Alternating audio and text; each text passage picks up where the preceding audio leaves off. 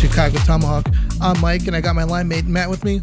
And today, we've got some Hawks news, we've got some NHL news, and we're going to go over the last two divisions of the Eastern Conference because camps are going to start kicking off within a week or so.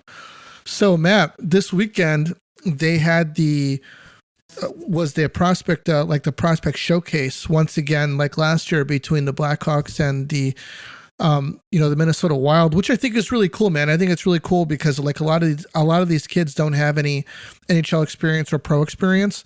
So this is the top level of competition that a lot of these kids have seen. And one thing that stood out, I watched about 2/3 of the game on Saturday night, was with Kevin Korchinski. He was playing on a line with Alec Vlasic, man, and he looked pretty good, man. He didn't seem to be shy. He didn't seem to be unsure of himself. Skated pretty well. And Vlasic actually looked really good. He looked really, really confident. Obviously, somewhat of not a man amongst boys, but definitely has a little bit more experience. Pretty composed, and was a pretty decent game. John Weideman called that game as well with Kaylee Chelio, so that was nice to hear. Did you catch any of that game?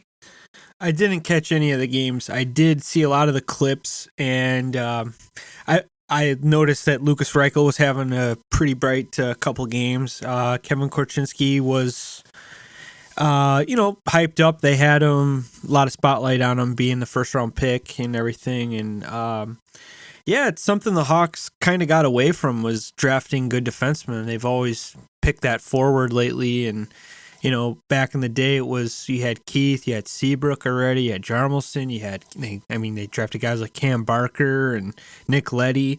And it's good to see them. They're starting from the defensive area, building a team. I think I really like that. Lukas Reichel had 4 assists in his last game. I would say that he played pretty well in that game that I saw on Saturday, but he was really contributing yesterday. And Riley McKay got into a fight yesterday right around center ice, which was pretty cool. Obviously, trying to make an impression, trying to make his way into the league, which a lot of guys kind of have to do, when you're kind of like one of those fringe bubble type players, but he handled himself pretty well, and it wasn't too bad of a game. But moving on, man, past the this highlight, this prospect highlight, there was no Frank Nazar, which they said late that he wasn't going to be there. I'm kind of curious why. Maybe he was too young. Maybe he just needed a year before he can get in. With some of these kids, maybe they wanted to see some other guys before they see him, because they know he's not going to be ready. Why do you think they held him back out of that? I'm really not sure. I was going to actually ask you before you brought it up, and it could be he's committed to his college team. Okay. I thought he was going to play with the USA developmental team, but I heard he didn't make that cut or something. Oh, wow. I think he could be playing with Michigan, I heard. But, yeah, he was a really good personality when he was drafted. And, you like seeing guys like that bring some character into the locker room. They're skilled, and they know they're good, but they're humbled about it and stuff. But, yeah, I would have liked to see him kind of showcased with these guys, and I guess we're going to have to wait another season. Yeah. So moving on to the Atlantic Division, Matt, where do you see, who do you think is going to finish at the top of the Atlantic Division this year? Well, you know what, man? This division, it's always going to be, for the next couple seasons, the Lightning and the Panthers. Right. I think the Panthers made a splash. They wanted to change everything up with that big Tkachuk trade and Jonathan Huberdeau. And personally, I just don't think that trade. Everything matters in the playoffs. And what they did, they traded 2 guys that really didn't perform in the playoffs. So I think that they're hoping this might spark Tkachuk playing with a new scenery, maybe with Barkov. Sure. But I still think it's the Lightning's division. They're just so dang good. They've been to the Stanley Cup final 3 years in a row.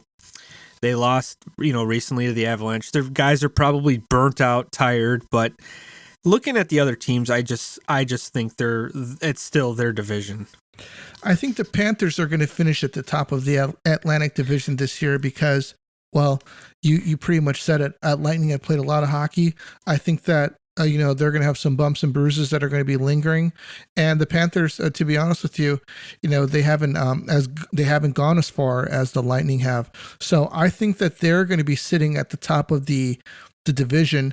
I think Lightning is going to be in there probably around second place. Probably Lightning and Maple Leafs battling out for that second spot.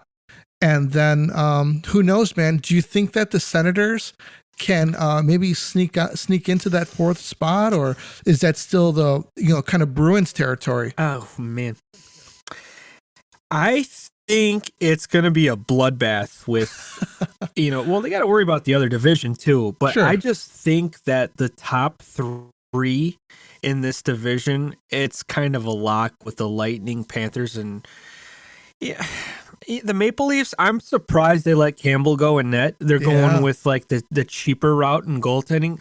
It could be a little different. I think the Bruins are done. I don't think the Bruins are going to be competing.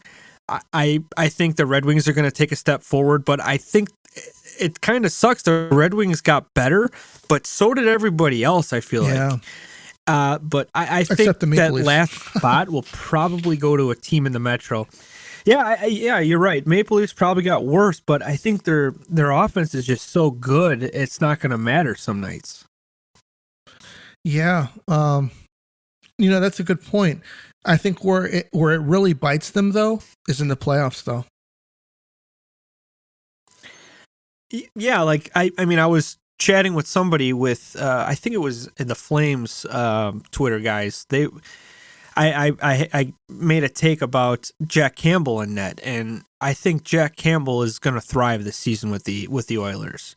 And I just didn't understand why I know they got cap problems in Toronto, but come playoffs, man, you need a goalie that's going to stand on his head. And they just got, they got guys that, they're not that great.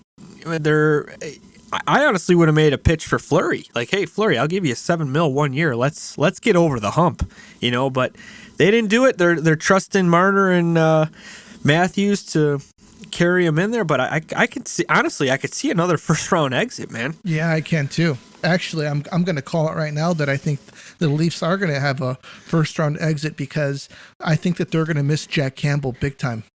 And you know what? They're going to get knocked out by either Tampa or they're going to get knocked out by Florida. That's what's going to happen. Like you said, Florida's they have rest. They're kind of reloading here, I guess if you could say. They're trying something new. They have something that works. They got two good goalies, and they got one that makes 10 a year. And if he's not playing well, they're going to put Spencer Knight in because I think that kid is the future. Yeah, he is, absolutely. I'm going to call it right now, Leafs. Then I think the Senators are going to finish under the Leafs. Okay. Yeah, and then the Red Wings under them. And then the Bruins and the Sabres. Yeah, that's probably the same order. Maybe the Senators might finish a little higher than the Red Wings. I like what they did this summer. They did a lot. And they're young. They have a good core already. But the Red Wings, I think they get better every season. It's just that top three, they're too damn good. You're always going to be a wild card team.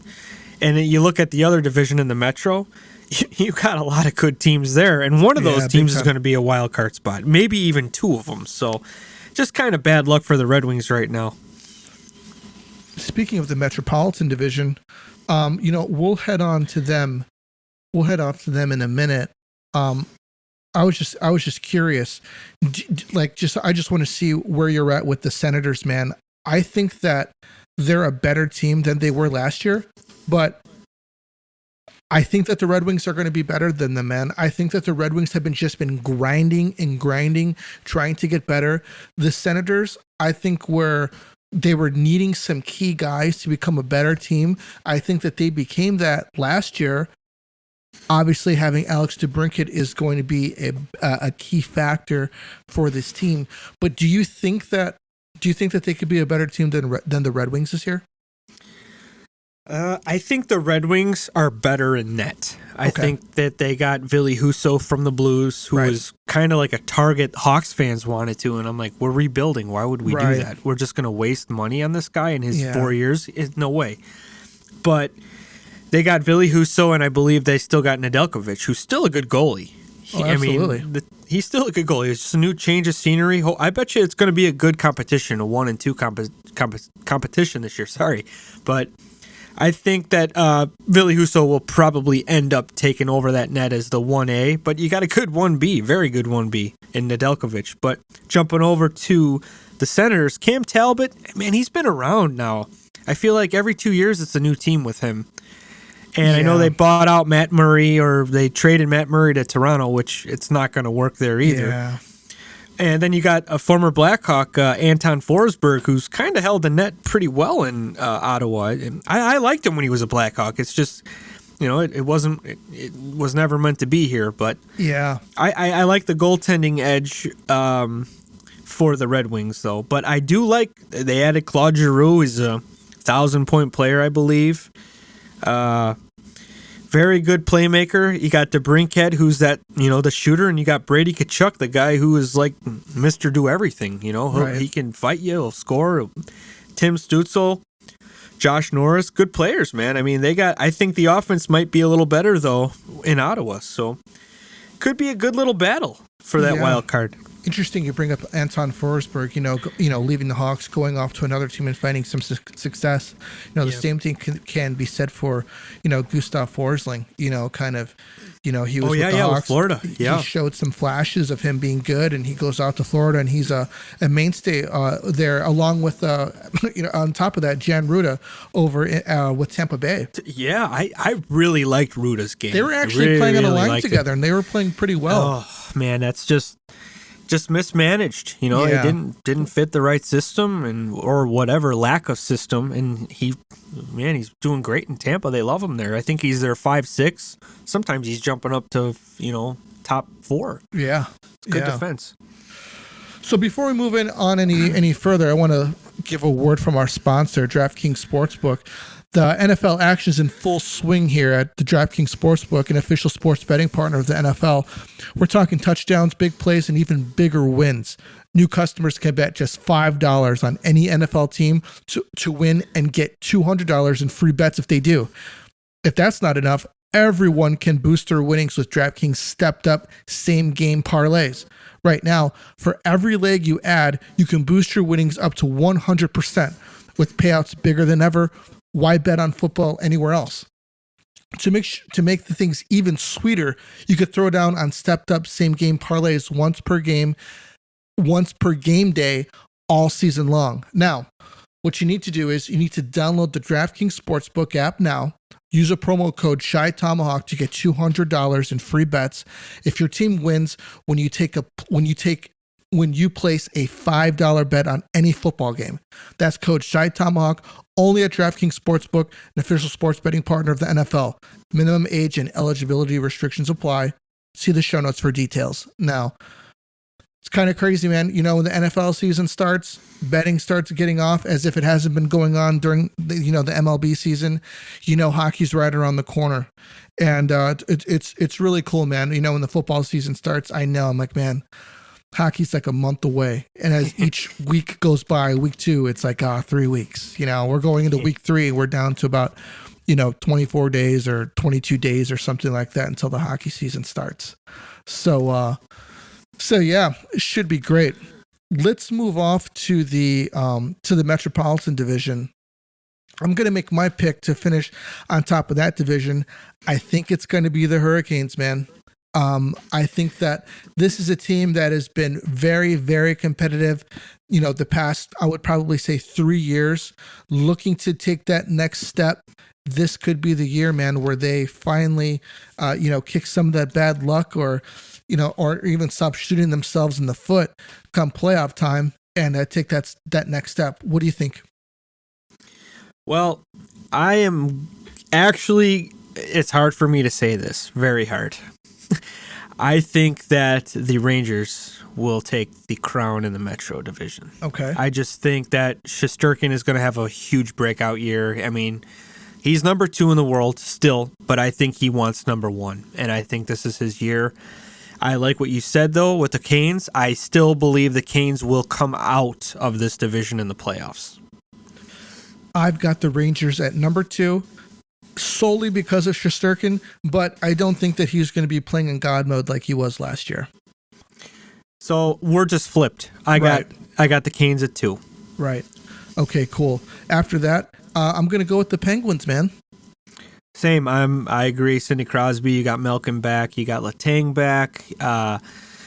Jari, solid in net. I think the Penguins are just experienced. They're kind of like, I'm not going to say they're like the Red Wings of, the early 2000s. They're just consistent, man. Their system works. Love their coach, Mike Sullivan. He just finds ways to win, and they get older, but they're, they play their game, and it's been working for them. I got them at 3 as well. I've got the Blue Jackets and the Devils battling out for the number 4 spot there. I think the Devils take a step up this year, and with the addition with Johnny Gaudreau and with the Blue Jackets, we're going to have a revitalized, Patrick Laine. They're going to start out on the same line start of the season, and I think that they're going to come out rolling. Yeah, I agree with you on that, Mike. I got the Jackets also finishing 4th. And I like what they did. It was very lucky to get Johnny Gaudreau. Very surprising. It surprised the hockey world pretty much.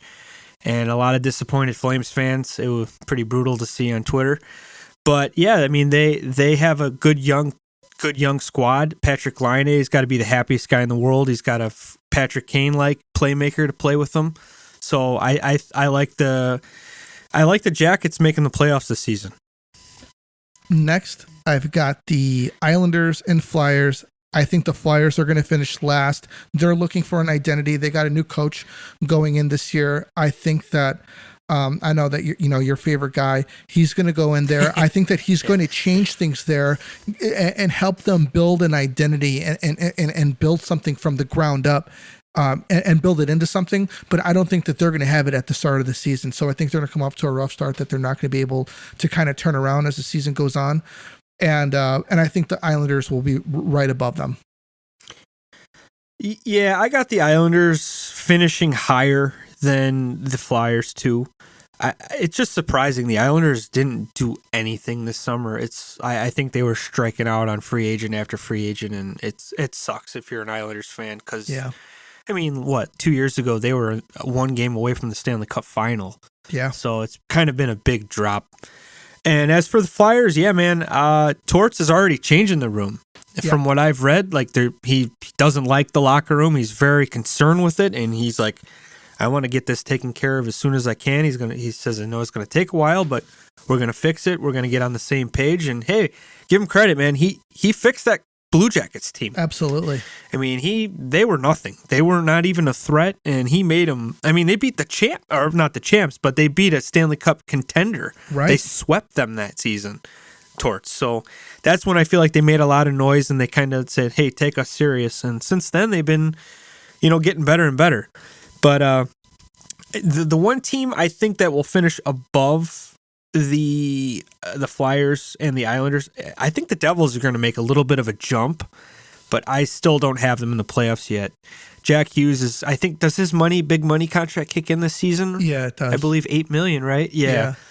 Yeah, he's a good player. I think they're taking a gamble with the $8 million, but like we always say, I mean, the cap's going to go up, and that $8 million, man, it's going to look pretty cheap in a couple of years. Yeah, and you're right. He's supposed to be, he's the number 1 pick, first overall. Guy's got a lot of hype, and out of the top 3 guys, wasn't it? Kirby Dach wasn't in that draft, was he? I don't think so. Okay, but anyway, I think he's going to have a breakout season. He's just, I still think he needed a player like Johnny Hockey on his team, and they didn't get him. But give it a couple more years. I think they're like a couple steps behind the Red Wings. I think they're kind of going down that path. But I don't have him in the playoffs this season. He kind of is the Johnny Hockey of his team, though. Wow, you know what? Yeah, it was Jack Hughes, Capo Caco, and Kirby Dach. There's more to him. Yeah, I was going to say, Hughes, Kako, and Dach. And so far, Jack's Jack's been pretty solid, man. I mean, I know we make fun of the Devils because of Dougie Hamilton. I think Dougie Hamilton's a douche, but anyway. Moritz Seider's been the best draft pick out of that top 5. Top 6. Yeah, he was a 6th pick, right? Right. Which was a huge surprise. I know they were like, why are they drafting this guy so early? What does Stevie Y think? And he's leaving good players on the table. It's like, nah, he made you look stupid again. Yeah. So next draft, we should just call Stevie Y to pick for us because that guy is lights out on the draft. Yeah, Spencer Knight went 13th in that draft.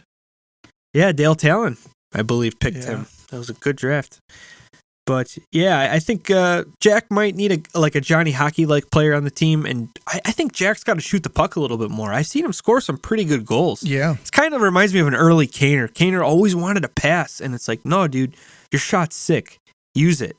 And once Kaner starts shooting, man, he's got one of the best shots. Underrated. The best backhand in the league for sure. Yeah, but I see a little Jack Hughes, not wanting... I think he wants to dish the puck out more than shoot it, but some of these guys should be shooting more. He's creative. Sure. Yeah, definitely. He's not on my shit list anymore. I think Jack Hughes is kind of a player to watch out for, to be honest with you. It's like he's kind of waiting to kind of come out of this bubble a little bit. I think this is going to be his 3rd or fourth season. It's like we were making fun of the contract more than the player, right. and I feel like we were defending Seth Jones, which rightfully so. He's a Hawk. I'm going to defend him. I think he was good. I thought Seth Jones was very good last year. Yeah, he actually had a pretty good year statistically. Seth Jones sucks because of his contract. That's why you're saying it. And I feel like maybe we did a little bit with Jack Hughes, but I mean, it's a big gamble, man. $850,000 or $950, whatever, to $8 million. There's no bridge deals anymore, I guess. But yeah, hey, it's their guy. They believe in him. So I mean, it's really not. Maybe doesn't that is the bridge us. deal. $8 million. Well, it's a pretty big gap, don't you think? It used to be like even Kirby Dach's getting 3.5. See, but that's fair. I mean, if you're a decent player, but I mean, they paid him. Kirby Dach's got to be like the happiest dude in the world. He's like, what? I scored like 10 goals last year and I'm getting $4 million. Like 10 goals his whole career. And he doesn't ever skate to the sideboards. He plays north and south. That's it. And I think he's got to toughen up, man. Yeah. Hey, St. Louis might be able to fix him, but who knows, man? Who knows? What do you think about the Jets, man? They're going without a captain this year. Blake Wheeler got the C taken away. I don't know, man. That's a little weird to me. A new coach comes looking in. For an identity. Yeah, a new coach comes in. Usually the guys are, I think it might be a motivational thing to Blake Wheeler. I think it's more of like, let's kick him in the ass and get him going because he was kind of quiet last year. He was known to be a good playmaker. I don't think honestly, I remember us talking about this on the podcast. What happened to Blake Wheeler? Yeah. We never hear about him. So it could be let's fire Blake Wheeler up, kind of piss him off a little bit to get his game going. But sometimes it doesn't work on guys. So sure. Yeah, I'm a little surprised by that. That's kind of weird. Yeah. I mean, I don't know what's going on there, man. I mean, a couple years ago, they seemed to have some promise going on. And now there's rumors about them moving Pierre-Luc Dubois or what was it? There's some other rumors going on, man. A lot of rumors going on with the Jets. I just think that they're missing, like they're just. Yeah, I don't know what's going on. They have a really good goalie. They got the most underrated player in the league. I think is Kyle Connor. Yeah, I think 100%. The reason why they let Patrick Laine go and never looked back, and I still think they got ripped off on that trade by Dupuis. I think he's a locker room cancer. Yeah. But Kyle Connor's a stud. They got a really good goalie, Connor Hellebuck. It's just weird to me. They got Mark Scheifele. They should be a playoff team, but I don't know. I still just, like we said, the Central Division, it just gets better, and like the top teams like Colorado, St. Louis, and you can even Nashville's kind of making a push, Dallas making a push.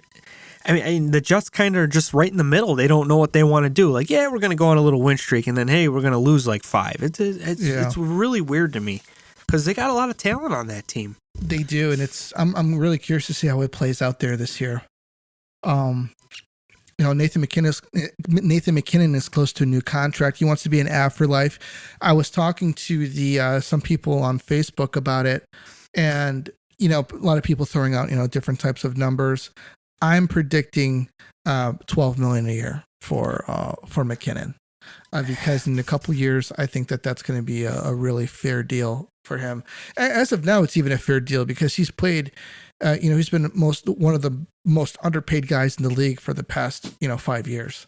So I'm guessing it's going to be around the $12 million a year. Yeah, I agree with that. I think that he's kind of taken that hometown discount and probably going to be around 12.5 probably, and they're going to have to figure it out like the Hawks had to do back in the day once you start winning all these Stanley Cups. Got to start paying people. It sucks. So the Stars are optimistic Robertson will sign by camp, looking at around $7.5 million a year. Do you think he's going to get signed by camp? Well, they have a cap problem too. So that's the thing. If they're going to sign him to a $7.5 million deal, somebody's got to get moved. So this is a tough one. And I really like Jason Robertson. Dale Talon, if you remember, he came back with Pat Foley that one game. Yep. It was against the Stars, and he was raving about this kid. He's like, he's going to be a 40-goal scorer easy. And he's the future, man. So they have to make it work. Do you think it's time somebody's going to have to go? Or Ben?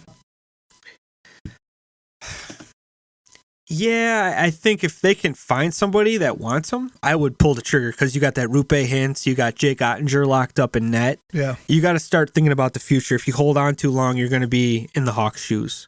So hopefully teams are learning. Pasternak hopes to remain in Boston. Trade rumors are popping up that he's on his last year of his contract and that he could move on. Do you think that this guy stays with Boston, or is he going to be a top, kind of a top free agent signee next year? This is one I didn't understand when I read it. I couldn't believe that this is even an article. This guy is young, scored 40. Bergeron's getting older. You got, Marchand's another year older. This is a guy you need, you got to lock him up. And Boston would be crazy to let him go. It's kind of like us with DeBrincat. This is their guy. So I'd be so surprised if he wasn't signed. They might have to build it back up, man, in Boston. Tear it down. Bergeron's practically done. But I think he's going to go like a year by year kind of thing, like Chara's been doing. But he'll be a Bruin for life, and he's one of the best two-way centers of all time. He's like Selke. They could very easily change that trophy name to the Bergeron Trophy. He's just been so good. Yeah. Yeah, but I think his name's Don Sweeney, the GM. I'm gonna make it work any way I can, because if you get rid of Pasternak, your offense is gonna be terrible. Because Taylor Hall, he signed for a couple years. He was terrible. I know they bought David Krejci back, but he's another year older. He's older. He's kind of came in the league when Bergeron was, just starting out. So yeah, they got to start thinking about the future too. And I know they got Charlie McAvoy, who's a good defenseman, locked up. But now the thing is the goaltending. I mean, Tuukka Rask is done, and they're kind of switching everything up now. And I know they got those two goalies, Ullmark, and I forgot the other one, but it's weird not seeing Rask in net, or Tim Thomas. It is. It's really, really weird. It's like the Rangers with Lundqvist when he retired. It's like, geez, who the heck's playing in net now? And the Rangers just lucked out. The Rangers just lucked out by getting another, Henrik Lundqvist type of goalie. Yeah, so I'd love to be in their shoes. In the wings. Yeah. Yeah, well, didn't they get rid of Gorgiev, though? I believe he went to Colorado. And yeah, he did. He's got to be a happy dude. Yeah. Like sitting behind Shesterkin and like, oh, man, that sucks. Play. He's good. Yeah, exactly. Now you get traded over to Colorado. Yeah, we just won last year, and we can easily win again. So I just got to put my pads on pretty much. So yeah. So that's good for him. Well, cool, man. On our next podcast, I think all camps would have been started by then, which would be next week. Really interesting times. Can't believe the season's going to start again. I want to thank everybody for listening. If you have anything you want to talk to us about, hit us up on Twitter at Shy Tomahawk, and we'll feature it on the show. Be sure to use our code Shy Tomahawk at Liquid IV for 15% off. Links in the notes, and we'll see you on the next one. This is a Tomahawk, and we're out of here.